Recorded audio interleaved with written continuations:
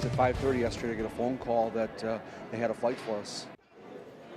Dozens of passengers considered to have been stranded in Florida by MetJet returned to Wisconsin today. With barely a week's notice, the De Pere charter flight company shut down earlier this month.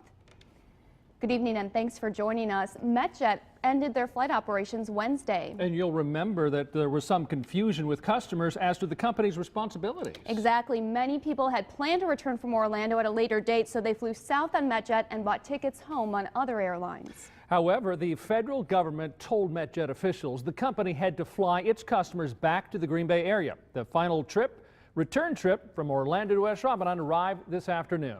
Tonight, Fox 11's Andrew LaCombe has balanced coverage. The Norch family's Disney vacation wasn't entirely enjoyable.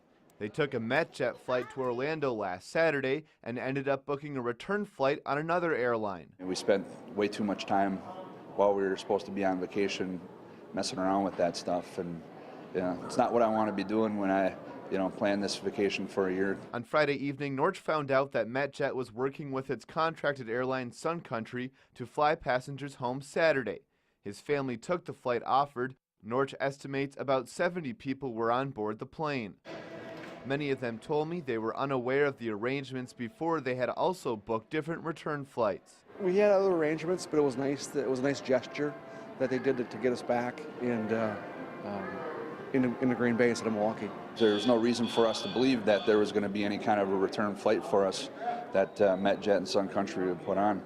So, we did what any normal person would do. Norch says the last-minute alternative plans to get home cost him about $2,000, only to find out later the arrangements weren't necessary after the federal government stepped in. Government officials told MetJet CEO Mike Heisman he had to provide a return flight for passengers considered to be stranded. Heisman told Fox 11 last week bad finances forced him to shut his company down. Heisman didn't want to talk on camera again, but he assured me that his company reached out to all their customers who were still stranded in Florida to notify them of Saturday's flight. Tom Matuzak also booked separate return flights for his family. We had to eat $200 per ticket, so we're out $800 still for that. He says he's already filed a consumer complaint. In Ashwaubenon, Andrew LaCombe, Fox 11 News. MetJet was in operation for about a year. Customers who paid for future trips were told to file refund requests. MetJet's CEO tells Fox 11 those requests have been processed.